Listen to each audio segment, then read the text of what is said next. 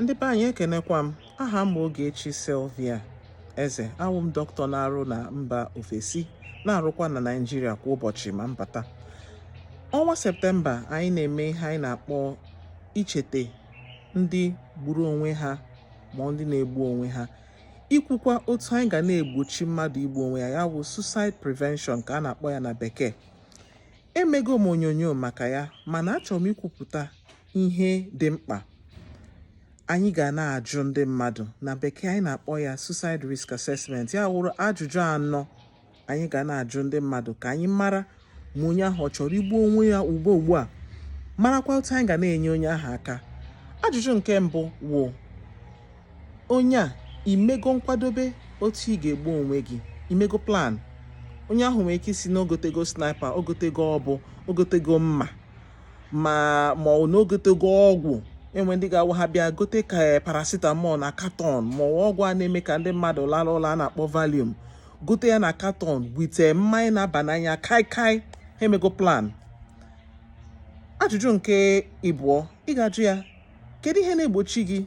Kedu ihe mere na igbugbo onwe gị? Onye ahụ nwere ike isi na ọ maka nne ya ọ hụrụ n'anya, ma ọ nna ya, ma ọ di ya, ma ọ nwunye ya, ma ọ ụmụ ya. Ịchọpụta ihe ndị a, ị kwesị bido kwuwe okwu maka ihe ndị a onye a hụrụ n'anya.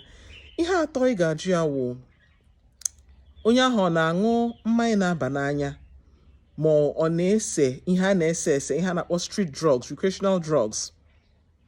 Because maka na ihe ndị a ga-eme ka onye ahụ chọrọ igbu onwe ya ọsịsọ. O nwere ike imebi ụvụrụ mmadụ, echiche, otu mmadụ chi echiche.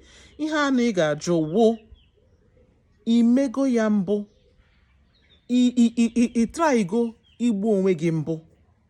Maka na ndị a trairi ya na mbụ, ha ga-achọ imekwa ya ọzọ, especially mgbe onye a mere ya na mbụ adị onye gwara ya okwu, ihe a na-akpọ counseling, ma adị onye nyere ya ndụmọdụ, ọ na-edo adị onye bịa si ka o nyere ya aka because of echiche ahụ ọ na-eche.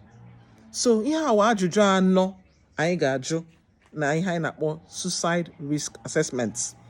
Ọ dị oke mkpa onye ọbụla kwuru na ọ chọrọ igbu onwe ya ka anyị ghara isi it's not your portion. It's not your portion. Chukwu ajụ. Mana anyị wawụ mmadụ ga-asị anyị nwa ajụkwa ka o mee.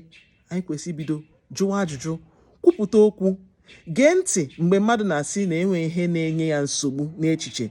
Anyị na-egekwa ntị ka anyị na-ege ntị inyere mmadụ aka. Ọ bụrụ ige ntị anyị ga-eji jekọọ onye ahụ ọnụ, kọtọsi onye ahụ, ka anyị mara dọta onye ọbụla bụ problem. Mana ọ bụrụ onye ọbụla nwee the same ike aka eji handle problem, eji handle nsogbu. Biko ka anyị na-enyere onwe anyị aka. Anyị ma data onye a chọrọ igbu onwe ya ọsịsọ, anyị kwesịrị ịkpọ dọkịta, ma ọ kpọkọ ezinụlọ, kpọkọ ndị enyi ya, mara ka anyị ga-eji gwa onye ahụ okwu ka ọ pụọ from echiche ọjọọ ahụ ọ na-eche, ka anyị na-enyere onwe anyị aka.